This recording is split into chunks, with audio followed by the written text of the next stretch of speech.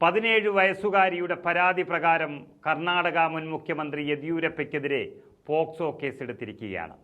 അങ്ങനെ കർണാടകയിൽ BJPയുടെ കഷ്ടകാലം തുടരുകയാണ്. ലോക്സഭാ തെരഞ്ഞെടുപ്പ് അടുത്തെത്തിയിരിക്കുന്ന സമയത്തെ ഈ തിരിച്ചടി BJPക്ക് വലിയ നഷ്ടം വരുത്തുമെന്നതിൽ സംശയമില്ല. കാരണം കർണാടക BJPയുടെ മുഖമാണ് യെദ്യൂരപ്പ.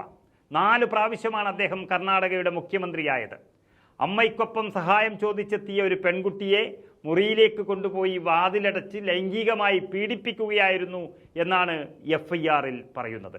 സദാശിവനഗറിലെ പോലീസ് സ്റ്റേഷനിലാണ് FIR തയ്യാറായിരിക്കുന്നത്.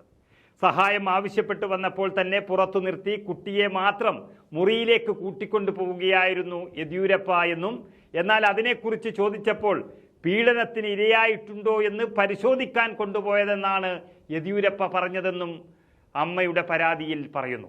യെദ്യൂരപ്പ പിന്നീട് മാപ്പ് പറയുകയും ഇക്കാര്യം ആരോടും പറയരുതെന്ന് ആവശ്യപ്പെടുകയും ചെയ്തുവെന്നും പരാതിയിൽ വ്യക്തമാക്കിയിട്ടുണ്ട്.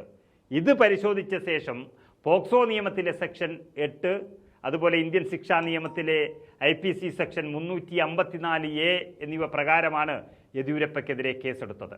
പോലീസ് പറയുന്നതിനനുസരിച്ച് പെൺകുട്ടിയും അമ്മയും ഒരു പരാതി പറയാനാണ് മുൻ മുഖ്യമന്ത്രിയായ യെദ്യൂരപ്പയുടെ വീട്ടിലെത്തിയത്.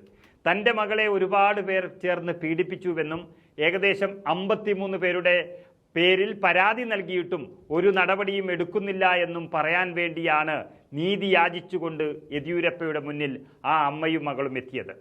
തങ്ങൾക്ക് നീതി വേണമെന്ന് അറിയിക്കാൻ ചെന്ന ആ പാവങ്ങളോടാണ് യെദ്യൂരപ്പയും ഈ ലൈംഗിക പീഡനം നടത്തിയത് എന്നുള്ളതുകൊണ്ട് അതിശക്തമായ പ്രതിഷേധമാണ് അദ്ദേഹത്തിനും BJPക്കുമെതിരെ കർണാടകയിൽ നടക്കുന്നത്.